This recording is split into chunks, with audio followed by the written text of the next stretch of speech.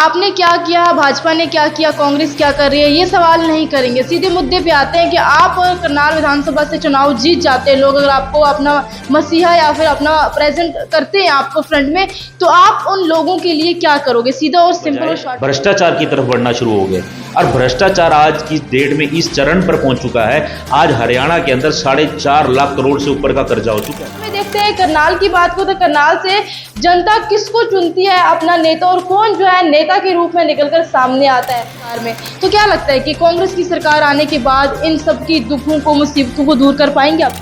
बहुत बहुत स्वागत आप सबका हमारी वीडियो में। आज हमारे साथ बात करने के लिए कांग्रेस पार्टी से हमारे साथ जुड़ चुके हैं अरुण पंजाबी जी, जिन्होंने करनाल की बात करूं तो करनाल से चुनाव लड़ने के लिए आवेदन किया। हम इनसे जानने की कोशिश करेंगे कि चुनाव को लेकर क्या कुछ इनकी तैयारियां हैं। जैसे सभी पार्टियां इस समय ग्राउंड पर देखने को मिल रही है, हालांकि टिकट अनाउंस नहीं हुए हैं, लेकिन सब पार्टियां जो है वो तैयारियां करती हुई देखने को मिल रही है। अरुण पंजाबी जी, सबसे पहले आपका स्वागत है हमारे चैनल में। नमस्कार। आपके सभी जो दर्शक हैं चैनल के फैक्ट न्यूज़ के, उन सभी को मैं प्रेम भरा नमस्कार करता हूं।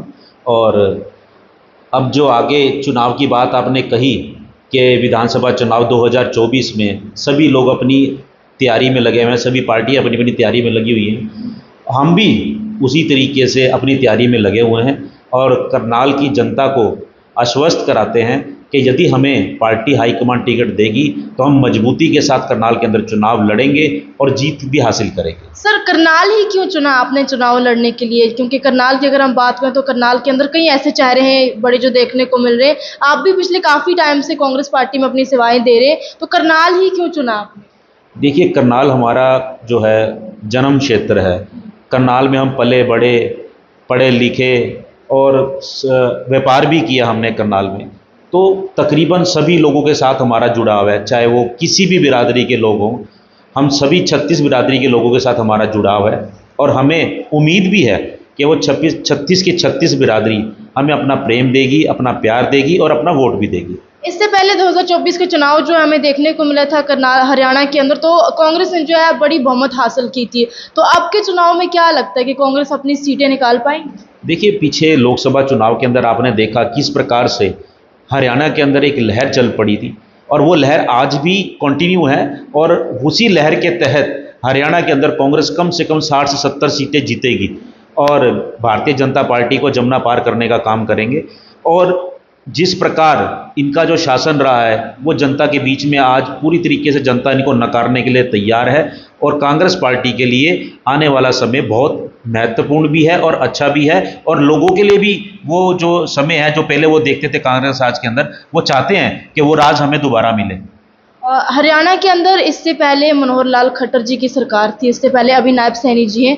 तो इससे पहले हरियाणा की बात करूं तो मैं भी ग्राउंड पर देखने को मुझे मिलता है कि जहां पर कि गरीब परिवार की बात करें तो कहीं ना कहीं वो दुखी देखने को मिलता है, चाहे वो राशन कार्ड को लेकर हो या फिर बाकी पेंशन को लेकर हो। इन चीज़ों को लेकर जो है वो सड़कों पर देखने को मिलते हैं, कहीं तक प्रोटेस्ट हो या फिर मजदूर कर्मचारियों को पक्का करने को, कई ऐसे प्रोटेस्ट देखने को मिलते हैं ये बीजेपी सरकार में। तो क्या लगता है कि कांग्रेस की सरकार आने के बाद इन सब की दुखों को, मुसीबतों को दूर कर पाएंगे आप लोग? देखिए, जब कांग्रेस की सरकार 2014 से पहले थी तो कांग्रेस ने हमेशा गरीब परिवारों को पूरी तवज्जो दी थी। गरीब परिवारों के लिए उन्होंने चाहे वो अन्न की व्यवस्था हो, चाहे रोजगार की व्यवस्था हो, चाहे उन्हें 100-100 गज के प्लाट मुफ्त में देने की बात हो, तो ये सब जो योजनाएं थी कांग्रेस की, मनरेगा की और सब जो योजनाएं थी, इन सब योजनाओं के तहत उन सभी परिवारों को राहत मिलती थी और उन्हें एक भरोसा रहता था कि हमारा भी कोई देखने वाला, हमें भी कोई पूछने वाला इस मतलब कि इस गवर्नमेंट के अंदर कोई ना कोई है।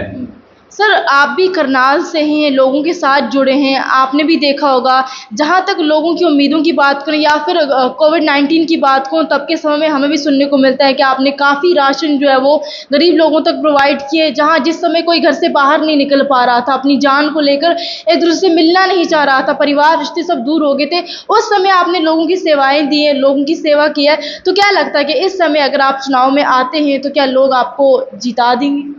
देखिए, वो एक समय ऐसा था कि उसके अंदर हमारी पार्टी ने, और उस समय जो प्रदेश अध्यक्ष थी हमारी बहन कुमारी शैलजा जी, उनके जो दिशा निर्देश थे और जो पार्टी हाईकमान के दिशा निर्देश थे कि भी ऐसे समय में जब देश एक विपदा के अंदर है, और कांग्रेस ने हमेशा जब देश विपदा में रहा है तो उन्होंने एक बढ़ चढ़कर देश की सेवा करने का काम किया है, उस देश को उस मुसीबत से बाहर निकालने का काम किया है।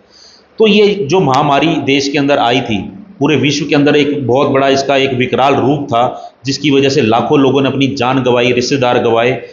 तो वो समय एक ऐसा दुखद समय था कि लोग एक दूसरे से बात करने से डर रहे थे, लोग एक दूसरों के घर आने जाने से डर रहे थे, आपस में रिश्तेदार भी आपको पता कितना डिस्टेंस बना करके चल रहे थे। तो उस समय के अंदर जो ज़रूरत लोगों को थी और जो उम्मीद उनको जो मौजूदा सरकार से थी, जबकि मौजूदा सरकार भारतीय जनता पार्टी की सरकार थी, तो जो उम्मीद उनको उस सरकार से थी और जो सरकार को लोगों के लिए करना चाहिए था उस समय पर, वो सरकार उस तरीके से काम नहीं कर रही थी। चाहे वो ऑक्सीजन की बात रहे, मास्क की बात रहे, दवाइयों की बात करें, चाहे आप गरीब परिवारों को राशन की बात करें, तो ये सरकार कहीं ना कहीं सुस्त पड़ी थी। अपनी जान के डर से ये इनके नेता घर से बाहर निकलने को तैयार नहीं थे। उस समय के अंदर कांग्रेस पार्टी के वर्कर, हमारे साथी और हम सब ने मिलके, और हमारे यहाँ विधायक शमशेर सिंह गोगी जी भी थे, हम सब लोगों ने मिलकर उस समय के अंदर लोगों को संभालने का काम किया, लोगों को दवाइयाँ पहुँचाने का काम किया। और गरीब परिवार जिनको राशन की, जो हैंड टू माउथ थे, जो दिहाड़ी से कमा करके अपने घर में राशन लेकर के जाते थे, ऐसे लोगों के घरों में हमने कम से कम 1000 से ऊपर परिवारों के घरों में हमने राशन बांटने का काम किया था। चलो, आपने क्या किया, भाजपा ने क्या किया, कांग्रेस क्या कर रही है, ये सवाल नहीं करेंगे। सीधे मुद्दे पे आते हैं कि आप करनाल विधानसभा से चुनाव जीत जाते हैं, लोग अगर आपको अपना मसीहा या फिर अपना प्रेजेंट करते हैं आपको फ्रंट में, तो आप उन लोगों के लिए क्या करोगे? सीधा और सिंपल और शॉर्ट में जवाब। देखिए, सबसे पहली बात तो यह है, जो राजनीति है, राजनीति का जो बेस था, मैं कई बार इस बात को कह चुका हूँ कि जो चीज़ मैं देख रहा हूँ, और काफ़ी समय से ये अब तो इसका एक ये ट्रेंड बन चुका है कि राजनीति के अंदर ज़्यादातर लोग महात्मा गांधी के विचारों को अपना करके नहीं आते, महात्मा गांधी के पीछे भागने के लिए आते हैं।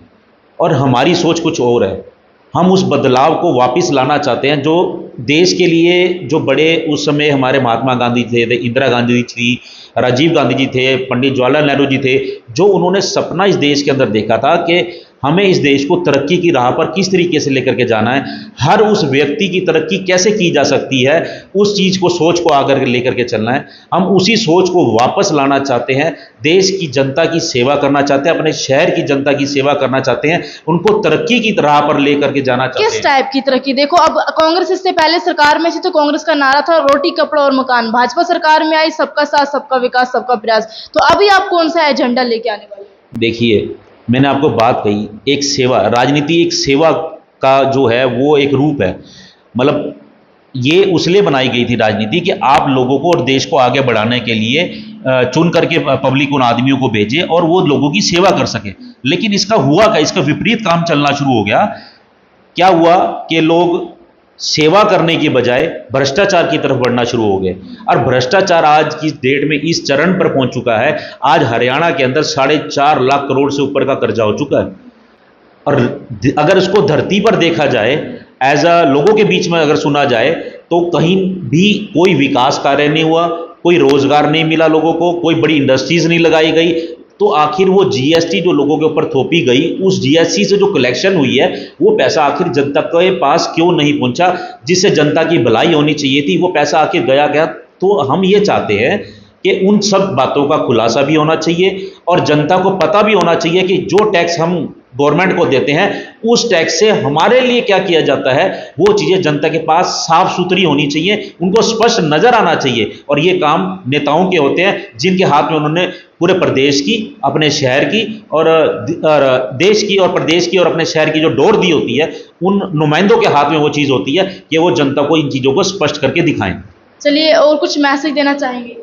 मैसेज तो हम पहले भी देते आए हैं कि अपना वोट, कीमती वोट आप ज़रूर डालें। अब चुनाव है, आपके वोट से ही एक अच्छा आदमी आकर चुनता है, और यदि अच्छे आदमी को अगर आप चुनेंगे तो हो सकता है कि वो जो उम्मीदें आप उससे बांध रहे हैं, जो राजनीति से आप उम्मीद लगा रहे हैं, वो उम्मीद आपकी पूरी हो।